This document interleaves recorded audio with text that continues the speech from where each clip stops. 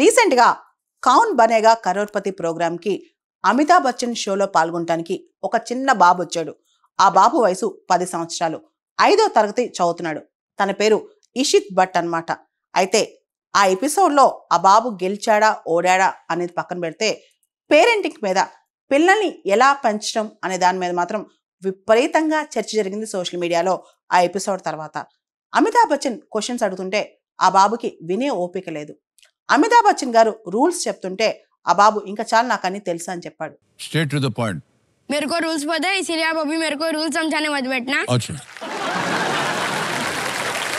అదేవిధంగా అమితాబ్ బచ్చన్ ప్రోగ్రామ్ మధ్యలో మాట్లాడుతుంటే ఆయన్ని అనేక మార్లు ఆ బాబు ఇంటరప్ట్ చేశాడు. ఇవన్నీ చూసిన నెటిజన్స్ కానీ, ఇవన్నీ చూసిన టెలివిజన్ వ్యూవర్స్ కానీ అందరూ అసలు మోడర్న్ డే పేరెంటింగ్ ఎలా ఉంది, పిల్లల్ని ఇలానా పెంచడం, ఆ బాబుకి ఇంత మాత్రం ఓపిక లేదా, అసలు పేషెన్సే లేదా, అసలు వినేటందుకు ఆ బాబుకి అంత టైం కూడా లేదా అని చెప్పి అందరూ ఆలోచిస్తున్నారనమాట.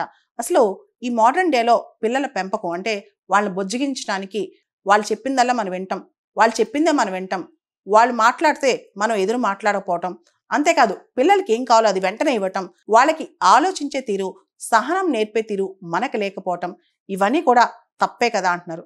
మోడర్న్ డే పేరెంటింగ్ సంబంధించి పిల్లల్ని ఇన్స్టెంట్గా గ్రాటిఫై చేయడానికంటే వాళ్ళకి ఏం కావాలో అది ఇస్తూ, వాళ్ళు చెప్పిందే మనం వింటూ, వాళ్ళు కోరిందే పెడుతూ, వాళ్ళకి జీవితంలో ఎదురు దెబ్బలు తెలియకుండా పెంచాలనుకుంటా ఉంటారనమాట. అంటే కష్టం అనేది వాళ్ళకి తెలియకూడదు, ఎండ తెలియకూడదు, వాన తెలియకూడదు, ఇంట్లో కష్టసుఖాలు వాళ్ళకి తెలియకూడదు, వాళ్ళని ఒక బబుల్లో పెట్టి పెంచేస్తూ ఉంటారనమాట.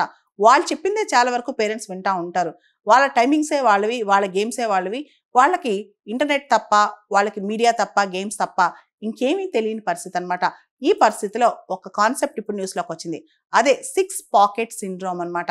చైనాలో 20-30 సంవత్సరాల క్రితం ఇది చాలా పాపులర్. చైనాలో ఇంతకుముందు 1 చైల్డ్ పాలసీ ఉండేది. అంటే ఒకటే పిల్లనో పిల్లవాడినో కనాలన్నమాట.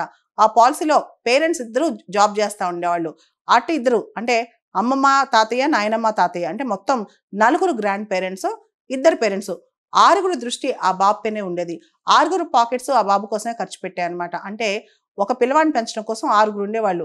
ఆ పిల్లవాడికి అన్నీ సమకూర్చేవాళ్ళు. పేరెంట్స్ అయితే ఇద్దరు జాబ్ చేస్తూ పిల్లవాడికి సరిగ్గా టైం ఇవ్వట్లేదన్న గిల్ట్ ఫీలింగ్తో వాడు అడిగిందల్లా కొనిచ్చేవాళ్ళు అనమాట. తర్వాత గ్రాండ్ పేరెంట్స్ కూడా అంతే గారాబంగా చూసేవాళ్ళు. అతి గారం చేసి ప్రపంచం తెలియకుండా చేసి వాళ్ళని చెడగొట్టేవాళ్ళు అనమాట.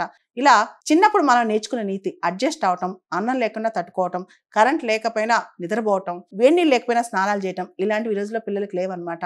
ఖచ్చితంగా అన్ని సౌకర్యాలు ఉన్నాకే ఈ రోజుల్లో పిల్లలు పెరగాలనుకుంటారు. మనం కూడా అలానే పెంచాలనుకుంటాం. కానీ ఇది ఎంతవరకు రైట్ అనే దాని మీద ఈ కౌన్ బనేగా కరోడ్పతి ఎపిసోడ్ మాత్రం క్వశ్చన్స్ రేపిందనమాట.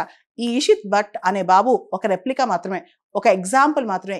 మోడర్న్ డే పేరెంటింగ్లో మన పిల్లలకి చిన్న కష్టం కూడా రాకూడదు అనుకుంటాం. మన పిల్లలకి కష్టం రాకుండా ఉండాలని కోరిక మంచిదే, కానీ అస్సలు కష్టపెట్టకుండా పెంచగలమా, పెంచడం కరెక్టేనా ఒకసారి ఆలోచించాలి. మనం చూస్తే రీసెంట్గా ధోలకియాస్ ఇంట్లో ఒక పెళ్ళి అయిందనమాట గత సంవత్సరం. ఈ ధోలకియాస్ గుజరాత్లో చాలా ఫేమస్ డైమండ్ మర్చెంట్స్. ఒకసారి ఈ ధోలకియాస్ వాళ్ళ కొడుకుని కొంత వయసు రాగానే నా పేరు చెప్పకుండా ఒక 5,000 రూపాయలు ఇచ్చేసేసి అబ్బాయిని బతికే అని చెప్పారంట. బయటికి వెళ్ళి నువ్వు బతికి రా అని చెప్పారంట. దాదాపు 40-50 కోట్ల పనికి వెళ్తే అబ్బాయిని, ఆ ధోలకియాస్ వాళ్ళ కొడుకుని అందరు రిజెక్ట్ చేశారంట. కేరళలో చిన్న బేకరీలో పని కుదిరాడు. ఆ ఫోటో తర్వాత బయటకు వచ్చిందనమాట. నువ్వెంత ఆస్తిపరుడు అయినా, ఎంత పవర్ఫుల్ అయినా, నీ కొడుకుని కానీ కూతుని కానీ గ్రాస్ రూట్ లెవెల్ నుంచి పెంచితే మాత్రం వాళ్ళు కింద పడేసినా పైకి వస్తారు. కష్టం తెలియకుండా పెంచితే జీవితంలో వచ్చే ఆటుపోట్లని వాళ్ళు తట్టుకోలేరు.